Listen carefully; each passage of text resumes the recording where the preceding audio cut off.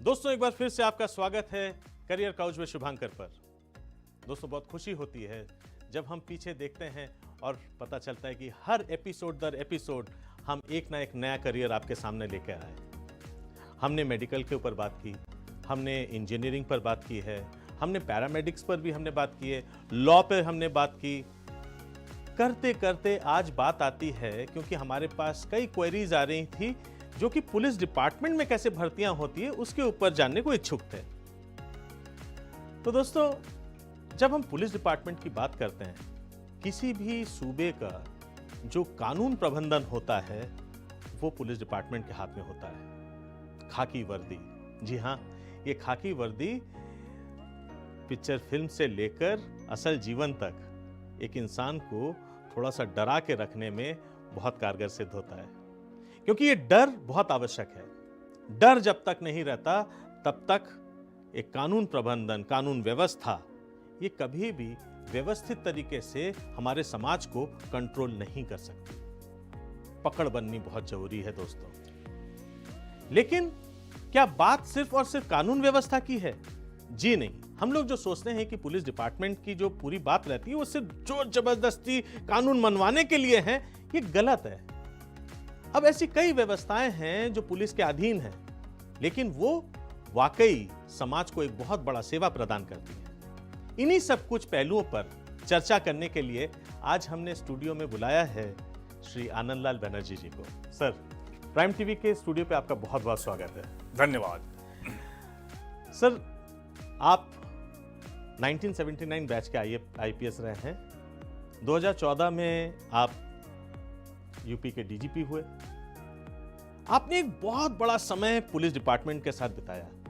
आपने इस प्रदेश का, इस सूबे का पूरी व्यवस्था भी आपने देखी है, कानून व्यवस्था आपके अधीन पे थी कभी। मुझे जरा पहले आप बताएं कि आपकी नजरों से हम ये पुलिस व्यवस्था को कैसे देख सकते हैं? क्या है ये पुलिस व्यवस्था?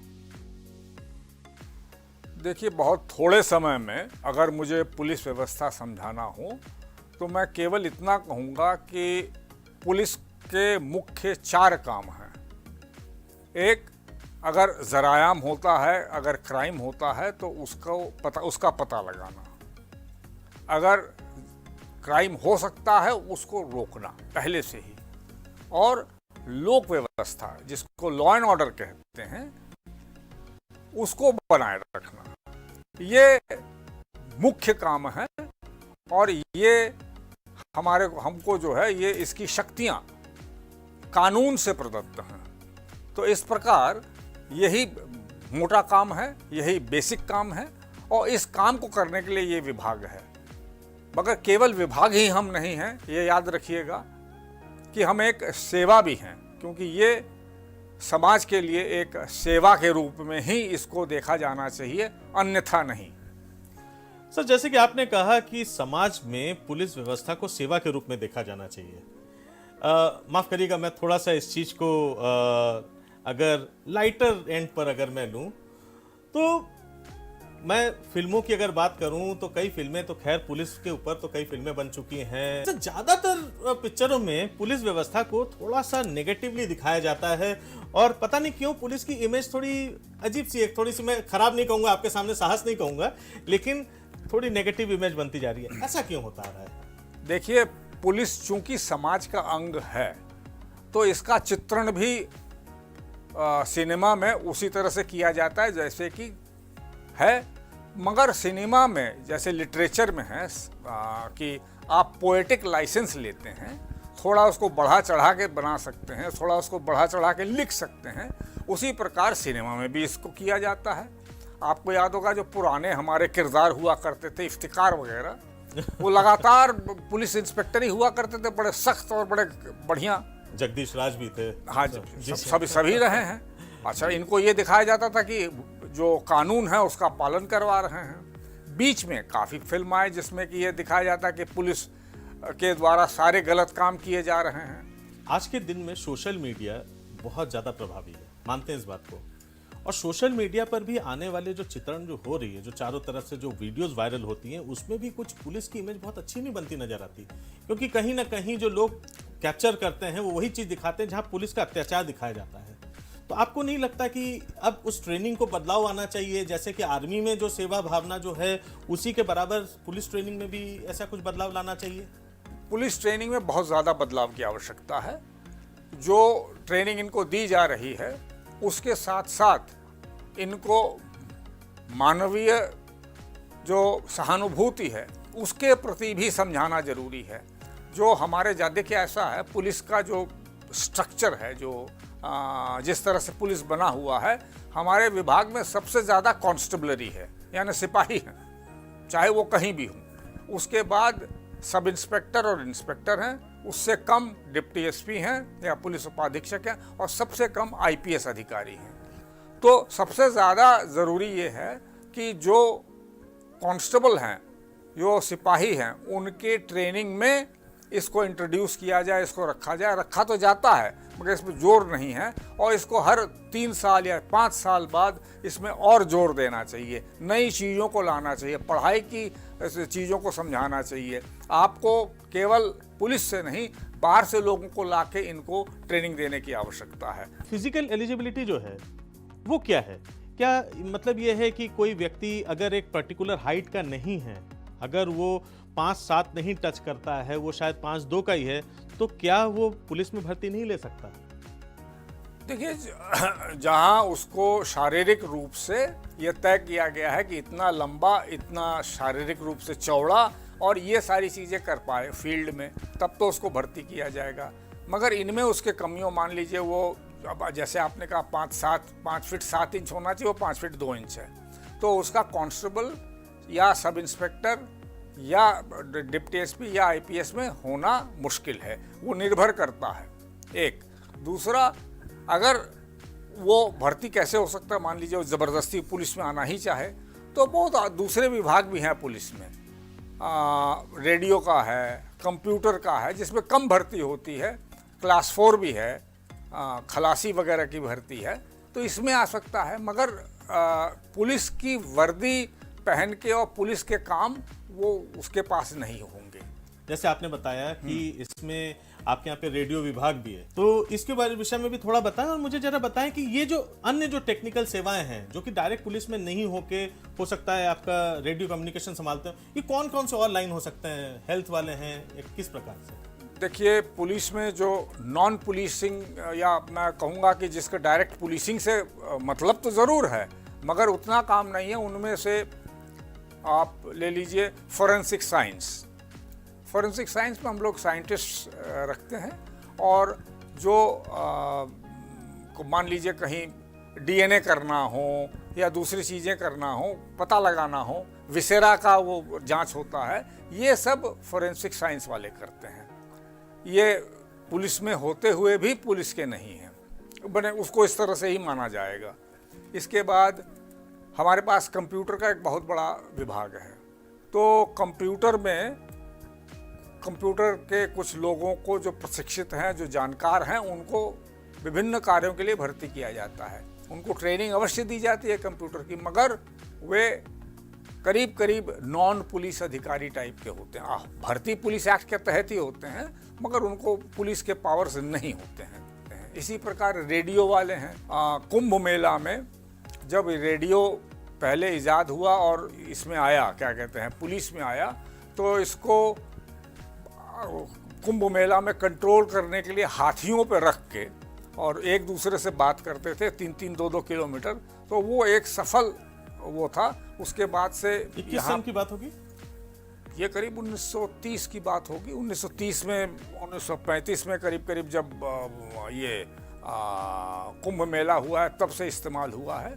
उसके बाद तो खैर हम लोगों ने बहुत डेवलप किया है।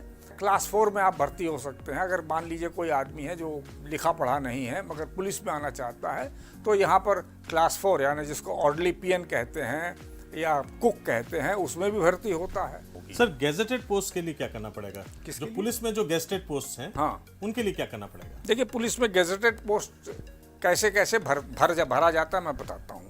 एक तो इंस्पेक्टर से जो प्रमोट होता है वो गेजेटेड डिप्टी एसपी हो सकता है। ये इस प्रदेश, उत्तर प्रदेश की बात है। ये दूसरे जगहों पर भी है, दूसरे स्टेट्स में भी है। और जो सीएपीएफ हैं, सेंट्रल आर्म्ड पुलिस फोर्सेस जैसे बीएसएफ, सीआरपीएफ, एसएसबी इत्यादि में भी इसी प्रकार से इंस्पेक्टर से डिप्टी एसपी बनता है।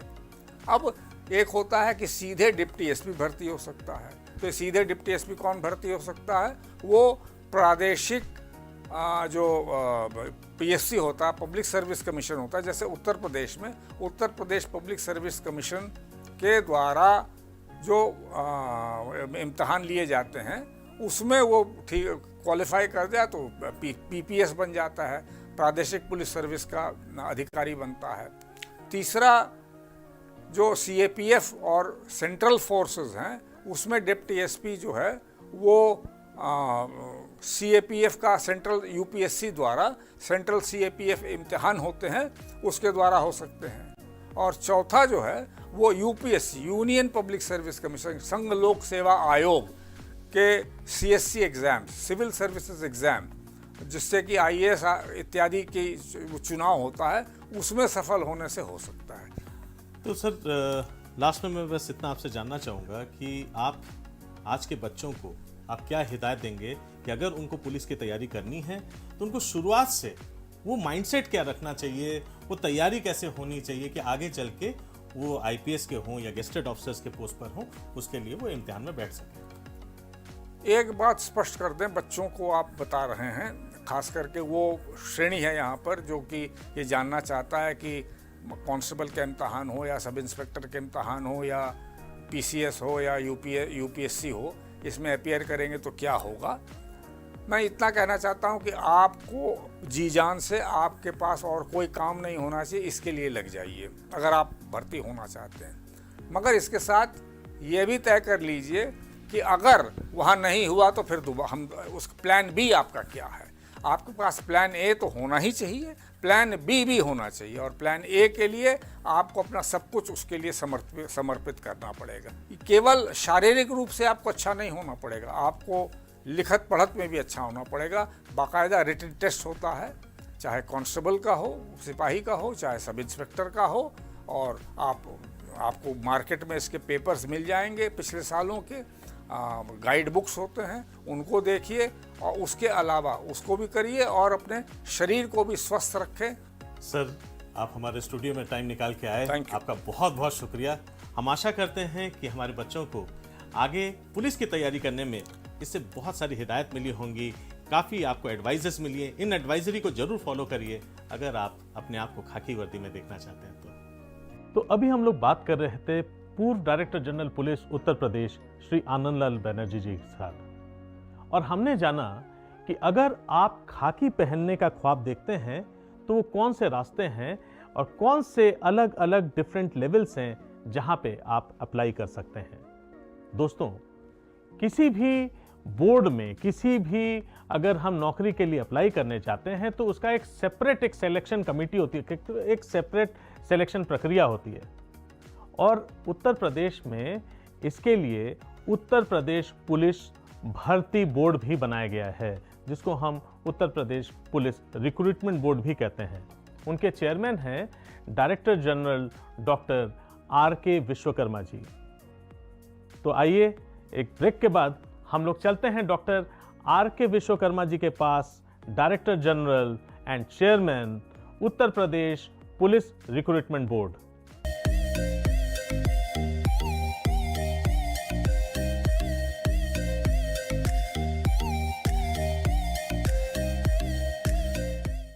तो अभी हम बात कर रहे थे एक्स डीजीपी आनंदलाल बनर्जी साहब से, और वहां पे हम लोगों ने जाना कि पुलिस भर्ती में कौन कौन से दरवाजे ऐसे होते हैं जिसके माध्यम से आप अलग अलग श्रेणी में चयन पा सकते हैं। लेकिन इसके ज़्यादा डिटेल्स में घुसने के लिए, इसको और विस्तार पूर्वक जानने के लिए हम लोग यहाँ पे हैं director general Uttar Pradesh police recruitment board. आप यूपीपीआरबी के चेयरमैन भी हैं, doctor R K. Vishwakarma. Sir, career couch पे आपका बहुत बहुत स्वागत है। बहुत बहुत स्वागत है आपका पुलिस भर्ती बोर्ड में, भट्टाचार्य जी। धन्यवाद जी। तो डॉक्टर साहब, मैं जानना चाहूँगा कि यूपीपीआरबी के अंतर्गत में वो कौन कौन से पद हैं जो आते हैं जिनके चयन इस बोर्ड के अंतर्गत में होता है? देखिए, हम लोग डिफरेंट रैंक्स पे करते हैं, कांस्टेबली, सब इंस्पेक्टर रैंक पे करते हैं, बहुत सारे प्रमोशंस के हेड कांस्टेबल और इंस्पेक्टर के रैंक पे प्रमोशंस करते हैं। फिर हम जेल डिपार्टमेंट का करते हैं, फायर डिपार्टमेंट के रिक्रूटमेंट करते हैं, उसके अतिरिक्त कंप्यूटर ऑपरेटर्स का करते हैं, रेडियो डिपार्टमेंट्स के बहुत सारे टेक्निकल पद हैं इंजीनियर्स के, उनको हम लोग करते हैं। इस तरह से बहुत वाइड वैरायटी ऑफ पोस्ट हैं जिनके लिए पुलिस भर्ती बोर्ड रेगुलर रिक्रूटमेंट करता है। और आपके संज्ञान में मैं ये भी लाना चाहूँगा कि हम लोगों ने विगत 3 वर्षों में मेहनत करके एज ए टीम 1,43,000 बच्चों को रोज़गार दिया है, जिसमें हमारे 20,000 प्लस हमारी बेटियां हैं, लड़कियां हैं जिन्होंने पुलिस बेड़े को ज्वाइन किया है। और मुझे व्यक्तिगत रूप से बहुत खुशी होती है कि हमारी बेटियां जो हैं पुलिस डिपार्टमेंट को ज्वाइन कर रही हैं और कल को मेहनत करके वो पुलिस डिपार्टमेंट का नाम रोशन करेंगे। बहुत खूबसूरत। तो डॉक्टर साहब, अभी अभी हम लोग कुछ खबरों में सुन रहे थे कि लगभग 52,000 रिक्त पदों को कुछ भरने का शायद आगे कुछ प्लानिंग है। मेरी बात हुई थी डीजी ऑफिस से, तो इस समय जो उत्तर प्रदेश पुलिस में कांस्टेबल रैंक पर वैकेंसी है वो 25,000 की है और 25,000 कांस्टेबल्स की पोस्टों को भरने के लिए हमारे पास रिक्वेशन भेज रहे हैं डीजी ऑफिस वाले।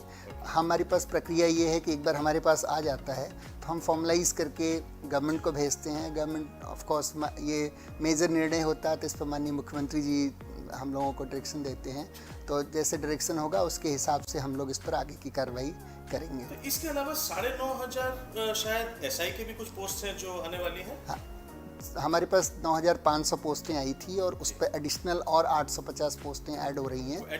एडिशनल तो 10,000 के करीब नहीं आ चुकी हैं। और हम लोगों ने कोरोना के पहले ऑनलाइन कर दिया था बच्चों के लिए गवर्नमेंट से अप्रूवल लेके, और उसके पश्चात 12.5 लाख बच्चों ने इस पीरियड में अप्लाई कर दिया है। हम लोगों ने नवंबर में एग्ज़ाम प्लान कर रहे हैं। थोड़ा सा रेलवेज़ ने कई जगहों पर सेंटर्स बुक किया हुआ है तो उसके कारण कुछ डिफ़िकल्टी आ रही है, लेकिन नवंबर में हम लोगों ने प्लान किया हुआ है कि जिससे नवंबर में हम एग्ज़ाम करवा लें और दिसंबर एंड और जनवरी में उनकी दौड़ करवा लेंगे और उसके पश्चात रिजल्ट दे देंगे। तो हमारे पास जो वैकेंसीज़ हैं एक्चुअली नहीं, सब इंस्पेक्टर की बात मैं कर रहा हूँ कि ऑलरेडी 12.5 लाख बच्चों ने अप्लाई कर दिया है। तो दिसंबर एंड और जनवरी में दौड़ करवाने की हमने प्लान रखा हुआ। नवंबर में रिटन एग्जामिनेशन। ये ऑर्डर ऑलरेडी पारित हो चुका है? ये ऑलरेडी हो चुका है, सब चीज़ प्लानिंग कर रहे हैं हम लोग। जी सर, यूपी एक बहुत बड़ा क्षेत्र है। देखा जाए तो कहा जाता है कि ये अगर कोई देश होता तो ये शायद 7th लार्जेस्ट कंट्री में से गिना जाता। तो सर, क्या लगता है कि हमारे पास पुलिस बल काफ़ी है और जो पदें जो भरी जा रही हैं उसके बाद क्या हम वाकई पूरी तरीके से एक सुरक्षित महसूस करने लायक एक बल तैयार हो पाएंगे? इसमें कोई दो राय नहीं कि जो हमारे नए बच्चे आ रहे हैं और इनकी ट्रेनिंग हो रही है, और ख़ासकर मैंने कहा लड़कियां भी आ रही हैं, डिफरेंट रैंक्स के लोग आ रहे हैं। एसआई रैंक पे तो हम लोग एनालाइज कर रहे हैं, बहुत सारे इंजीनियर्स भी आ रहे हैं। तो हमारे लिए बड़ी खुशी की बात है कि यंग ब्लड जब भी सिस्टम में आता है तो वो उनकी ट्रेनिंग प्रॉपर होती है, तो वो डेफिनेटली आने वाले दिनों में और से बेटर जो यहाँ की जनता है उसको और बेटर सुविधाएं मिलेंगी। अब हम लोग जब एसएसपी थे देखिए एक कांस्टेबल पर 10-12 कर्मचारी रहते थे, आज की डेट में कम से कम 40, 45, 50 कर्मचारी आपको एक पुलिस स्टेशन पर मिल जाएंगे। जी सर, इसमें हम अगर रूरल सेक्टर में देखें तो अभी तक का आपको क्या लगता है कितना तादाद ऐसा है जो रूरल सेक्टर से आता है? हमारे यहाँ जो कांस्टेबल रैंक है उसको हम लोग OMR सीट पे ऑनलाइन एग्ज़ाम नहीं करवाते, OMR सीट पर बोले भरवाते हैं। और जो सब इंस्पेक्टर का एग्ज़ाम है ऑनलाइन होता है। हम लोगों ने इसलिए रजिस्टर करते हैं कि जिससे कि हमारा जो गांव के बच्चे हैं वो कंप्यूटर के इतने एक्सपर्ट नहीं होते, तो उनका इसलिए हम ऑफलाइन एग्ज़ाम करवाते हैं। और ऑफलाइन एग्जामिनेशन से अगर आप एक्चुअल एनालिसिस करें तो हमारे ऑलमोस्ट 80% बच्चे कंप्लीट ग्रामीण परिधान के हैं, जो हमारे लिए बड़ी खुशी की बात है। सर, अगर मैं व्यक्तिगत बात करूं तो आप खुद एक टेक्निकल लाइन से आ रहे हैं, आपने इंजीनियरिंग की हुई है, शायद मैकेनिकल इंजीनियरिंग आपका बैकग्राउंड रहा है। उसके बाद आपने एआई में आपने डॉक्टरेट किया है, तो आर्टिफिशियल इंटेलिजेंस जैसे एकदम अपडेटेड टेक्नोलॉजी के साथ आप खुद जुड़े हुए हैं। मैं थोड़ा सा जानना चाहूँगा कि साइबर क्राइम को लेके आपको क्या लगता है, हम लोग कितना सीरियस है यूपी में? मैं आईटी रुड़की से और आईटी दिल्ली से बीटेक किया, मास्टर्स किया और पीएचडी भी आईटी दिल्ली से किया हूँ। तो आर्टिफिशियल इंटेलिजेंस हमारी हॉबी रही है और उसमें मैंने फजी लॉजिक, न्यूरल नेटवर्क, बहुत एडवांस टेक्नोलॉजीज़ हैं। आप उसको उस एंगल से ज़रूर समझ सकते हैं कि जैसे फेशियल रिकग्निशन टेक्नोलॉजी है, फेस देख के पकड़ लेना क्रिमिनल्स को, या फिंगरप्रिंट्स देख के एनालिसिस करके पकड़ लेना, या वीडियो एनालिसिस करके कोई चीज़ आइडेंटिफाई करना। तो वो सारे के सारे सिस्टम्स पर हमने फोकस किया हुआ है, हमारी पर्सनल स्टडी की हुई है। जो साइबर क्राइम है आज की डेट में आप देख रहे हैं लास्ट 5 सालों में कितना फास्ट चेंजेस आ रहे हैं, और आने वाले 5 से 10 सालों में बहुत ज़्यादा चेंजेस आएंगे। क्योंकि जैसे आपने खुद कहा कि इस समय जैसे जैसे हम लोग साइबर डिपेंडेंट होते जा रहे हैं, हमारी कंप्लीट बैंकिंग आज के दिन में मोबाइल ऐप्स और वेबसाइट्स पर आज निर्भर है, और उसी तेजी से, उसी रफ्तार से जो क्राइम होता है ना, वो भी अपने आप को अपग्रेड करता चला जाता है। जो क्रिमिनल्स हो रहे हैं वो और तेजी से अपग्रेड होता है, और आप देखेंगे कि इसकी जो संख्या है वो भी बढ़ती जा रही है। सबसे ज़्यादा दिक्कतें आती हैं जो, अगर हम साइबर क्राइम कहें तो वो जो बैंकिंग वाले जो सेगमेंट में जो आ रहा है, जो बैंक से पैसा निकाल लिया जाता है, इसका एक बहुत बड़ा एक तादाद है। उसके बाद हुआ एटीएम की चोरी, जो इन्होंने अब जो RFIDs की भी जो अब तोड़ निकाल ले रहे हैं, तो उसकी तो क्या ये अपग्रेडेशन के लिए क्या कोई ट्रेनिंग सेंटर पुलिस डिपार्टमेंट में ऑलरेडी एग्जिस्ट कर रही है? देखिए, हमारे जो पुलिस के ट्रेनिंग सेंटर हैं उनमें कुछ तो सब इंस्पेक्टर लेवल के हैं और कुछ ऑफिसर लेवल के हैं, DYSPs का, जैसे मुरादाबाद में ट्रेनिंग सेंटर है, और कांस्टेबलरी का हमारे यहाँ हर डिस्ट्रिक्ट की पुलिस लाइनों में ट्रेनिंग होती है, और कुछ स्पेशलाइज्ड ट्रेनिंग सेंटर्स हैं। ये ट्रेनिंग सेंटर बेसिकली पुलिस के ट्रेनिंग के लिए, फिजिकल, आउटडोर, कुछ लेक्चर्स के लिए गियर्ड होते हैं। तो हम लोगों ने उसमें साइबर क्राइम का कॉम्पोनेंट हर जगह एम्बेड किया हुआ है, और हमारी साइबर क्राइम के ऊपर बहुत टॉप क्लास की हम लोगों ने यहाँ लैब सेटअप किया हुआ है। यहाँ भी सेटअप किया हुआ है एक लखनऊ में, महानगर में, फोरेंसिक लैब में साइबर यूनिट एक नाम से अलग से सारे इक्विपमेंट्स लिए गए हैं। इसी तरह से वहाँ पर गाज़ियाबाद में जो हमारी फोरेंसिक लैब अभी बहुत बड़ी लैब बनी हुई है जो ऑपरेशनल हुई, वहाँ पर भी सारे इक्विपमेंट्स लिए गए हैं। तो हम लोग कैपेसिटी एनहेंसमेंट तो कर रहे हैं, लेकिन संभवतः जैसा आप कह रहे हैं कि चूँकि ये इस तरह के क्राइम और मॉडर्नाइजेशन बहुत फास्ट हो रहा है, इसलिए और तेज़ी से एक्सपैंड करने की ज़रूरत है, और लैब सेटअप करने की जरूरत। गवर्नमेंट ने अभी जैसे यहाँ लखनऊ में मैं बताऊँ आपको, साइबर क्राइम की एक ऑलरेडी यूनिट सेटअप किया हुआ है, बहुत सीनियर अधिकारी उसमें पोस्ट किए हुए हैं। जहाँ तक लगता है जो कॉन्स्टेबलरी नंबर्स हैं, क्योंकि वो आपके पास ज़्यादा है, कांस्टेबल ज़्यादा संख्या में होते हैं, और उनके ऊपर शायद रिस्पॉन्सिबिलिटी कहीं ज़्यादा है, क्योंकि हर जगह DSPs नहीं मौजूद हो सकते, हर जगह IPS अधिकारी नहीं मौजूद हो सकते, लेकिन जो मैक्सिमम एरिया जो कवर होता है थ्रू कांस्टेबल्स होता है। किसी भी एरिया में अगर ATM है, किसी भी एरिया में अगर कोई कहीं पे अगर कोई हादसा होता है, तो सबसे इजी जो अप्रोच होना चाहिए वो शायद कांस्टेबल रूप से होना चाहिए। तो इसकी कुछ प्रतिक्रिया, कोई प्रक्रिया भी कुछ आप लोग कुछ बना रहे हैं इसके ऊपर? देखिए, हमारी जो कांस्टेबलरी है यूपी का अगर पार्ट देखेंगे तो ऑलमोस्ट 80% रूरल एरिया है, 80% से ज़्यादा ही रूरल एरिया है। तो हमारी रूरल एरिया में 1500 पुलिस स्टेशन में करीब 1200 पुलिस स्टेशन रूरल एरिया में है, और लगभग 300 पुलिस स्टेशन अर्बन एरिया में है। तो हमारे पास रूरल एरिया का नेचर एंड कैरेक्टर क्राइम का बिल्कुल डिफरेंट टाइप का है, उसमें आपस में पार्टी बंदी है, लॉ एंड ऑर्डर प्रॉब्लम्स है। अर्बन एरियाज़ में कई बार रॉबरीज की समस्या रहती है, इस तरह की समस्या। तो हमारी जो ट्रेनिंग है वो बेसिकली रूरल एंड अर्बन के कॉम्बिनेशन से है।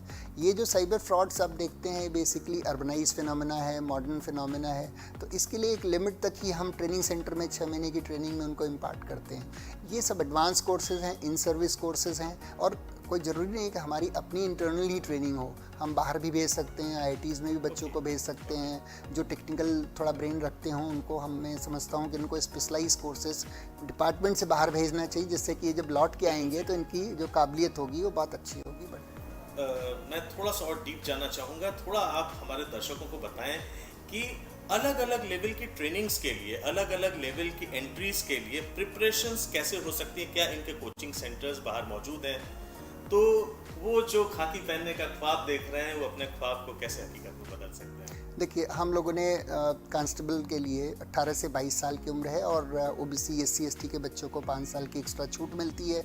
अभी जैसा मैंने आपको बताया कि 25,000 वैकेंसीज़ हैं कांस्टेबलरी रैंक पर, और हमारे पास जैसे ही रिक्वेशन आता है हम गवर्नमेंट को भेजेंगे, और उस पर गवर्नमेंट जैसा डायरेक्शन देंगे, माननीय मुख्यमंत्री जी अल्टीमेटली कॉल लेते हैं, और उस पर कब उनका एप्लीकेशन इनवाइट करना है, कब उसका एग्ज़ाम कंडक्ट करना है, क्योंकि ये लॉन्ग रन प्रक्रिया होती है। थोड़ा सब इंस्पेक्टर लेवल पर जो हम कर रहे हैं ऑलरेडी हमने प्लान कर रखा है, बच्चे ऑलरेडी मेहनत करें। हम लोग 100% ईमानदारी से सारी भर्तियां की हैं अभी तक। जितने OMR सीट हैं आप हमारे पास सारे इलेक्ट्रॉनिक फॉर्म में रखे हुए हैं, कभी कोई बच्चा आके देख सकता है और अपने मार्क्स कैलकुलेट कर सकता है। हम जितनी रिजल्ट बनाते हैं टोटल A to Z, एक बच्चा जितने बच्चे सेलेक्ट होते हैं सबका रिजल्ट देखे, और हमारी फाइल पर कोई ऐसी चीज़ नहीं जो इंटरनेट पे अवेलेबल ना हो। तैयारी कहाँ करनी चाहिए, कैसे ना, तैयारी करनी चाहिए? जैसे बच्चे हमारे जो एग्ज़ाम होते हैं, देखिए अब जनरल नॉलेज है या मेंटल एबिलिटी टेस्ट है या हिंदी का है, हम लोग देखते हैं हिंदी में जैसे बच्चे बहुत, हिंदी के ही बच्चे और हिंदी व्याकरण में बहुत कमज़ोर होते हैं। तो प्रश्न में जैसे पिछली बार सब इंस्पेक्टर में बहुत क्राइसिस हुई थी कि पता लगा बच्चे ने मैथमेटिक्स में तो 90 नंबर पाया है 100 में, और हिंदी में उसका 20 नंबर है, 25 नंबर है, क्योंकि हिंदी व्याकरण इतना थोड़ा सा टफ होता है। तो हिंदी व्याकरण वगैरह में बहुत, हिंदी स्पीकिंग स्टेट में बच्चे बहुत फेल होते हैं, मार्क्स स्कोर नहीं कर पाते। तो इस तरफ थोड़ा सा बैलेंस रखे रहें और मेहनत से स्टडी करें। और बस फिजिकल ट्रेनिंग के लिए उनको क्या करना चाहिए, कैसे वो अपनी फिजिकल ट्रेनिंग के लिए तो तैयारी जब भी हम लोग एक कोशिश करते हैं कि विंटर सीजन में ही दौड़ाएं जिससे कोई तकलीफ ना हो बच्चों को, और विंटर सीजन में इफ़ेक्टिवनेस ज़्यादा रहती है। दूसरा, रिटन एग्ज़ाम के तुरंत बाद जैसे हम रिज़ल्ट जारी कर देते हैं तो महीने 1.5 महीने के बच्चों को टाइम दे देते हैं जिसमें वो प्रैक्टिस कर लें। 400 का 12 राउंड होता है और उसमें मैंने देखा है कि बच्चों का पास परसेंटेज करीब 60, 70, 80% तक रहता है। सर थोड़ा सा लाइन से हट के पूछूंगा, गेजेटेड पोस्ट पर अब मैं आता हूँ, जो गेजेटेड ऑफिसर्स जो पोस्ट में हैं उनके लिए ट्रेनिंग कैसे होती है और उसके लिए बच्चे कैसे प्रिपेयर कर सकते हैं? हमारे ट्रेनिंग डायरेक्टरेट है, कभी आप वहाँ जाएं तो आपको बहुत अच्छा लगेगा। ट्रेनिंग पर उनका स्पेशल फोकस रहता है। हमारे यहाँ जो गेस्टेड ऑफिसर्स हैं DYSP and above IPS rank को शामिल करके, वो पुलिस भर्ती बोर्ड के अधीन नहीं है, उसका रिक्रूटमेंट तो कमीशन करता है। लेकिन हमारे जो ट्रेनिंग सेंटर है वो मुरादाबाद में बहुत बड़ा ट्रेनिंग सेंटर है, आप कभी जाएं आपको बहुत अच्छा लगेगा। वहाँ पर स्पेशलाइज ट्रेनिंग होती है। फिर IPS एकेडमी है हैदराबाद में, वहाँ भी लोग ट्रेनिंग करते हैं। फिर बहुत सारे स्पेशलाइज गवर्नमेंट के सेंटर से लोग वहाँ ट्रेनिंग करते रहते हैं। हमने भी फॉरेन ट्रेनिंग होती ही है, हमने भी न्यूयॉर्क पुलिस के साथ ट्रेनिंग किया है, टोक्यो पुलिस के साथ ट्रेनिंग किया है, इजराइल पुलिस के साथ किया हुआ है। शायद ही कोई मेजर कंट्रीज़ हों जिनके साथ हम लोगों ने इंटरेक्शन नहीं किया है। तो अपॉर्चुनिटीज़ बहुत हैं। सर कोई ऐसा मैसेज जो आप आज के बच्चों को देना चाहते हैं कि वो कैसे करके अपनी तैयारियां करें, अपनी परीक्षा को कैसे हैंडल करें, और कोरोना जारी है सर, इसके अंतर्गत किस प्रकार से तैयारियां होनी चाहिए? इस सिलसिले में मैं अपने बच्चों को बताना चाहूँगा 2-3 सेगमेंट में। एक तो हमारे ट्राइबल बच्चे बहुत हैं, सोनभद्र इलाके में या फिर हमारे हिमालयन बॉर्डर पर ट्राइबल लड़कियाँ भी हैं, उनको हम लोग बहुत अपॉर्चुनिटी देते हैं। आप लोग ज़रूर अप्लाई करिए पुलिस में, और पुलिस में आपका स्वागत है। आप तैयारी कीजिए, आपके लिए स्पेशल फैसिलिटीज़ गवर्नमेंट ने दे रखी है, क्योंकि खासकर ट्राइबल लड़कियों की संख्या हमारे यहाँ पूरी नहीं हो रही है। तो हम विशेष रूप से बहुत बच्चों के साथ अफेक्शन रखते हैं कि वो, और स्पेशली सोनभद्र में अगर बच्चों को कोई तकलीफ़ होगी तो हम सोनभद्र में भी सेंटर दे देंगे।